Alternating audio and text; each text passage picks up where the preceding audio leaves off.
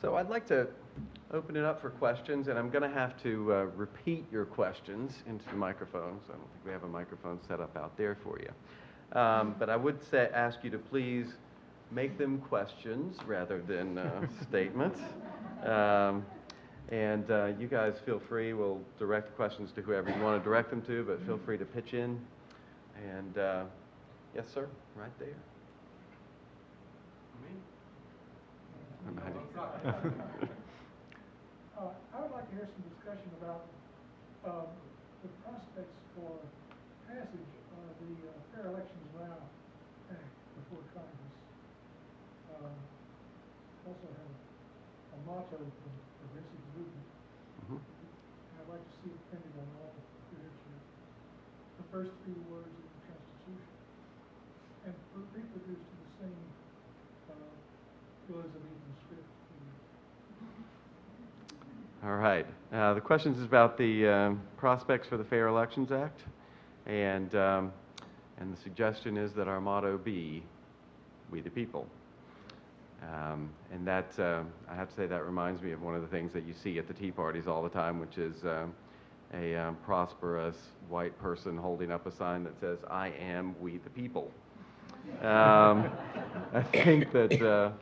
I think that one of the differences between that kind of populism and this kind of populism is that we put the emphasis on the we. We are we the people. So what do y'all know about the Fair Elections Act and what's going on with that? Well, the only thing that I can tell you is that the union movement sees this more of a benefit to the corporate America, because we don't have the kind of money that corporate America has and can put into the ads that are now going to be legal as determined by the Supreme Court. So I think one of the things that they're trying to do, which is, of course, to make sure that they know who is putting the ad in, where the money came from. I don't think the unions have any problem saying it came from us, whether it's the AFL-CIO or a particular union, because we're not going to be putting that many out there. We just don't have the money. But corporate America, if they want to inundate the airwaves, which they can and they will, and with this new ruling, they'll do it. And they won't tell you who is putting the money in there, and they won't tell you who is actually responsible for the ad. I don't know that that isn't right now mobilizing every corporation in America to hire a lobbyist to make sure it doesn't happen. They don't want it. They want to be able to free to attack anyone that they want, anybody who stands in their way, anybody who's running for elected office that doesn't meet their standard of letting them get away with everything and anything that they can do. So I don't know that it's going to pass anytime soon, but it's going to take a revolution of the people saying that's exactly what we need and that's exactly what we want. And the message has to go to your legislators in the Congress and the United States Senate, even though you know that they're going to vote against it. They need to hear from the people. You need to make sure that they know you are for it and that you want them voting for it. Good. So the panel's spoken a lot about kind of real populism and folk populism, but I think with the rank and file of what all these movements label as populist share, the kind of righteous anger of elites, and how they differ is how to define those elites. So in this environment right now, how do we open lines of communication with those people who are angry at the status quo over issues of class or economic justice without being yelled out of the room as rank socialists? These seem to be sort of natural allies and possible allies as well. So we're asking about the difference between real and faux populist and the populist share an anger at elites, but and I think your question is how we present this economic message without what we think of as real populism. What is real populism? Without being shouted out of the room as socialist, basically. And as one who has been shouted out of the room as socialist. I don't think those people are any kind of populist, the Tea Party crowd. And I jotted down some notes from the recent CBS New York Times poll about people who say they're affiliated with the Tea Party. and what kind of people are they? They tend to be white males, older, more affluent than most Americans. And ask this question, in the government dealing with the problems facing black people, are we doing too much, too little, or about right? Among non-Tea Party Americans, 19% say we're doing too much. Tea Party loyalists, 52% say we're doing too much. Or on this question, what about providing government benefits to poor? Do you think that to poor people? Do you think that encourages them to remain poor? Tea Party members, 73% say yes. That just encourages them to be poor. The idea is, if you know, there's been a lot of this in the past. If you just punish poor people for being poor, they'll quit it. But I grew up poor, and I think being poor is punishment enough. But the federal government, should they spend more money to create jobs, even if this increases the budget deficit? A majority of Americans in the poll said yes. Tea Party members, 17%.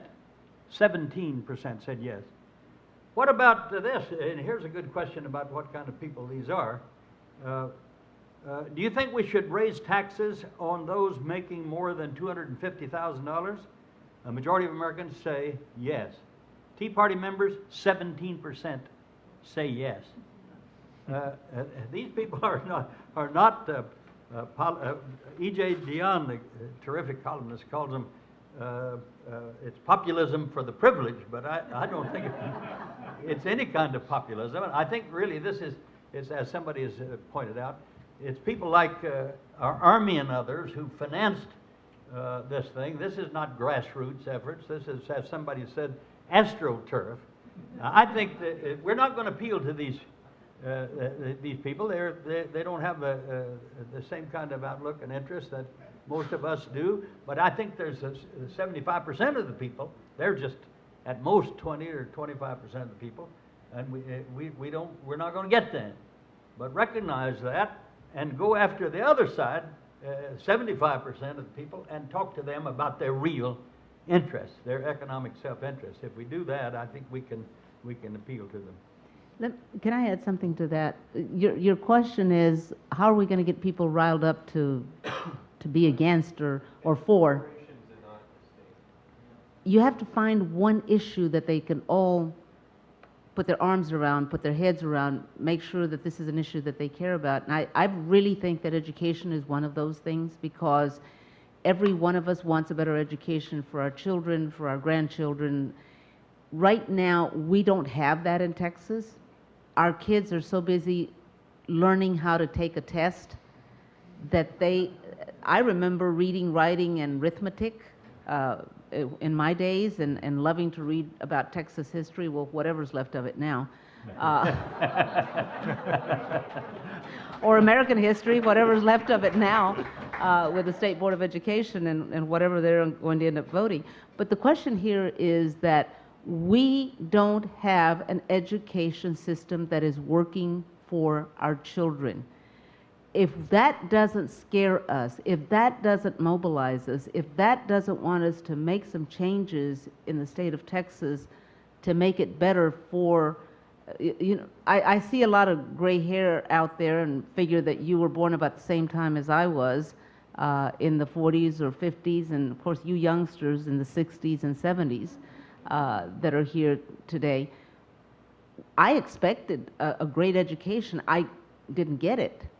And I thank every day the labor movement that gave me the opportunity, that I saw something a little better and I said, well, I can do that. They gave me a chance. But right now, without that college education, and it doesn't have to be a college education, it could be better vocational training, better technical training in our high schools, because some kids don't want to go to college, and they perhaps are not college material. But the point here is that if we don't get our heads around this educational system, when we talk about a better education, we're talking about better salaries and better jobs for our children. and they don't necessarily have to graduate from college, but they do have to have that degree. And more of us should be ashamed that 1 out of 3 no longer finishes high school, and that we've got to do something about that. So I find that there's a lot of indignation across Texas that there's going to be 2 million jobs created in the future, and our children aren't going to qualify to get any of those jobs because they all require at least a minimum of a high school diploma or a GED. And if they're not prepared, then Texas is going to continue to go down. And the only thing that I feel very, very confident about is, thank God for Mississippi. They're the last at almost everything, okay? Because Texas is usually in the 48th, 49th, and like I said, thank God for Mississippi, because otherwise we'd be there as well.